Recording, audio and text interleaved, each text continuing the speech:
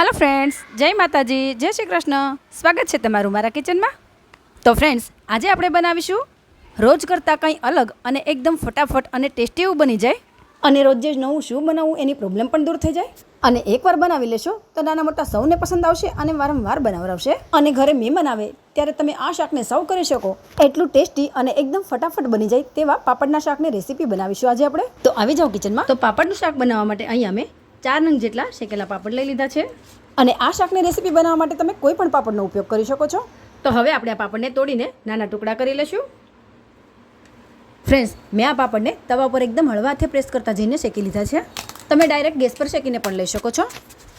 Friends, અહીંયા આપણે પાપડના બહુ નાના પણ નહીં અને એકદમ વધારે મોટા પણ નહીં એવા ટુકડા કરીશું। અને હા ફ્રેન્ડ્સ, તમને મારી રેસીપી થોડી પણ પસંદ આવે તો પ્લીઝ મારી ચેનલને સબસ્ક્રાઈબ જરૂરથી કરી દેજો। તો આપણે બધા પાપડને આ રીતે મોટા પીસમાં કટ કરી લીધા છે। હવે આપણે તેને સાઈડ પર રાખી દઈશું અને શાકનો વઘાર રેડી કરીશું। તો હવે શાકનો વઘાર કરવા માટે આપણે લઈ લઈશું એક પેન અને તેમાં 2 ચમચા જેટલું તેલ એડ કરીશું। આ શાકમાં તેલનું પ્રમાણ થોડું વધારે હોય તો સારું લાગે છે। તો આપણું તેલ ગરમ થઈ ગયું છે। તો હવે તેમાં 1 ચમચી જેટલી રાઈ એડ કરીશું।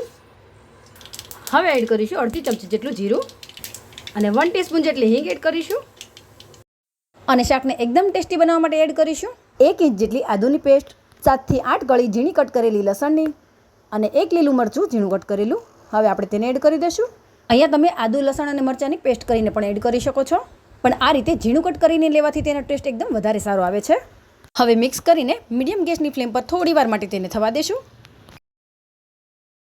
હવે અડધા કપ જેટલી ઝીણી કટ કરેલી ડુંગળી એડ કરી દઈશું અને ગેસની ફ્લેમ આપણે થોડી હાઈ કરી દઈશું અને સાથે જ તેમાં 1 તમાલપત્ર, 2 સૂકા મરચાં અને અડધી ચમચી જેટલી લીલી વરિયાળી એડ કરી દઈશું।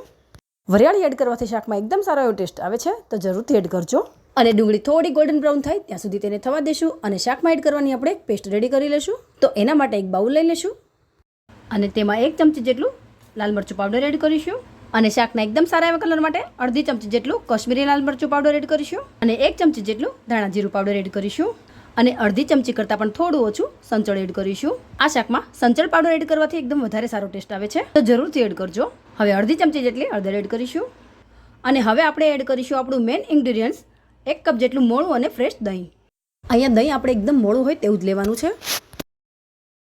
હવે પ્રોપર રીતે તેને મિક્સ કરીને દહીંને આપણે ફેટી લેશું। આ રીતે મસાલા સાથે દહીંને મિક્સ કરીને શાકમાં એડ કરવાથી મસાલા બળતા પણ નથી અને દહીં ફાટવાના ચાન્સીસ પણ ઓછા રહે છે। તો આપણું દહીં રેડી થઈ ગયું છે। થોડી વાર તેને સાઈડ પર રાખી દઈશું। હવે આપણે મસાલા બળે નહીં એના માટે 2 થી 3 ચમચી જેટલું પાણી એડ કરીશું અને મિક્સ કરી લેશું। આ રીતે વઘારમાં થોડું પાણી એડ કરવાથી તેનું ટેમ્પરેચર થોડું ઓછું થઈ જાય છે અને દહીં ફાટવાના ચાન્સીસ પણ નથી રહેતા। આ રીતે શાકમાં થોડું પાણી એડ કરવાથી તેનું ટેમ્પરેચર થોડું અને ગેસની ફ્લેમ આપણે એકદમ મીડિયમ કરી દઈશું અને 1 થી 2 મિનિટ માટે તેને સતત હલાવતા રહેશું। તો આપણી ગ્રેવી એકદમ સારી રીતે ઉકળવા લાગી છે। તો હવે તેમાં 1.5 કપ જેટલું ગરમ પાણી એડ કરીશું। તમને જેટલી ગ્રેવી જોઈએ એ પ્રમાણે એડ કરવાનું। આ રીતે ગરમ પાણી એડ કરવાથી શાકનો કલર અને ટેસ્ટ એકદમ જળવાઈ રહે છે। તો હવે તેમાં અડધી ચમચી જેટલું મીઠું એડ કરીશું। મીઠું આપણે પહેલાં પણ એડ કરેલું છે અને પાપડમાં પણ હોય છે, તો ધ્યાનથી એડ કરવું। હવે 1 ટીસ્પૂન જેટલો ગરમ મસાલો એડ કરીશું અને 1 ચમચી જેટલી કસૂરી મેથીને એડ કરી દઈશું। હવે થોડી વાર માટે તેને થવા દેશું।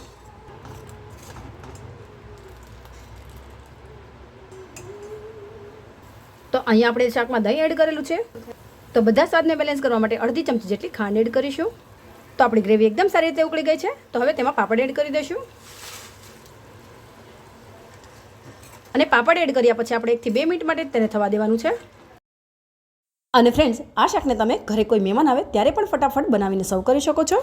તો એકવાર જરૂરથી ટ્રાય કરજો અને તમને આ રેસીપી કેવી લાગી તે પણ મને કમેન્ટમાં જરૂરથી જણાવજો।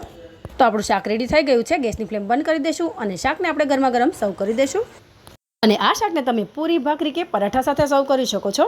તો એકવાર દહીં રેડી થઈ ગયું છે અને હું તમારા માટે રોજે આવી અવનવી રેસીપીઓ લઈને આવું છું। તો મને સપોર્ટ કરવા માટે મારા વિડીયોને લાઇક કરી વધુમાં વધુ ફ્રેન્ડ્સ અને ફેમિલીમાં શેર કરજો અને તમે મારા વિડીયો ક્યાંથી જોઈ રહ્યા છો તે પણ મને કમેન્ટમાં જરૂરથી જણાવજો। તો બાય ફ્રેન્ડ્સ, જય માતાજી, જય શ્રી કૃષ્ણ। ફરી મળીશું નવી રેસીપી સાથે। Thanks for watching my video.